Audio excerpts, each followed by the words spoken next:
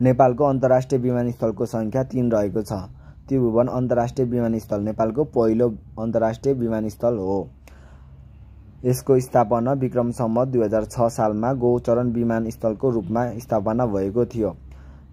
त्रिभुवन अन्तर्राष्ट्रिय विमानस्थलको उद्घाटन विक्रम सम्वत 2012 सालमा राजा महेन्द्रले उद्घाटन गरेको थियो।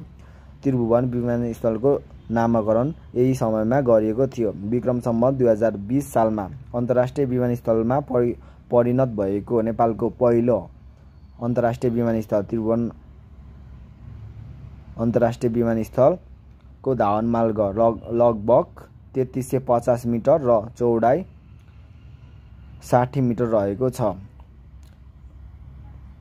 त्रिभुवन अन्तर्राष्ट्रिय विमानस्थल समुद्र सतहदेखि लगभग 1338 मिटर उचाइमा रहेको त्रिभुवन अन्तर्राष्ट्रिय विमानस्थलको धावन मार्ग उत्तर दक्षिण रहेको छ। यो मनोहरा नदीको किनारमा रहेको छ। अन्तर्राष्ट्रिय कोड DNKT रहेको छ। त्यसैगरी दोस्रो अन्तर्राष्ट्रिय विमानस्थल गौतम बुद्ध अन्तर्राष्ट्रिय विमानस्थल नेपालको सबैभन्दा ठूलो अन्तर्राष्ट्रिय विमानस्थल रहेको छ।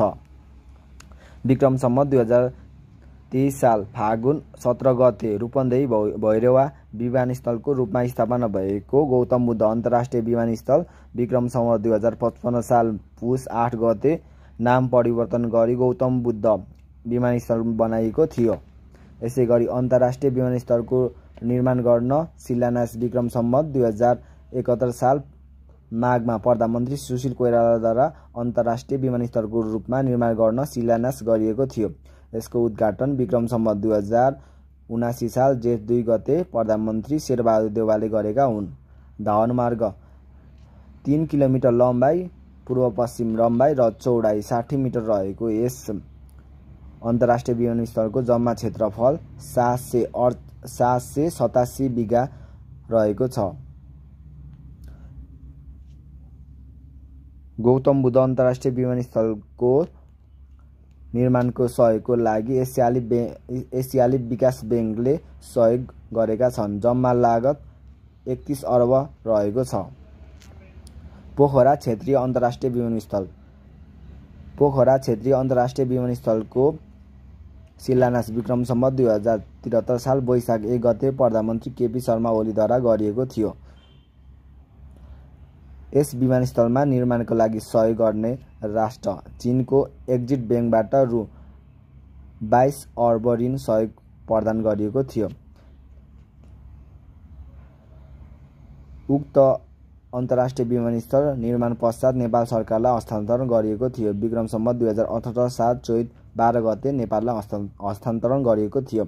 यसको उद्घाटन विक्रम सम्वत 2079 साल पुस 17 गते प्रधानमन्त्री पुष्पकमल दाहाल प्रचण्डद्वारा गरिएको हो।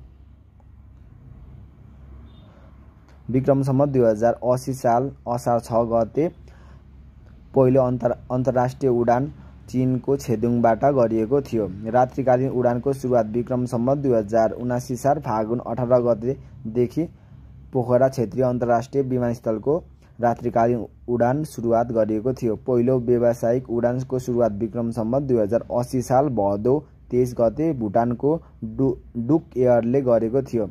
यसको धावन मार्गको लम्बाइ 2.5 किमि र चौडाइ 45 मिटर रहेको छ। जम्मा क्षेत्रफल 3900 रोपनि रहेको छ।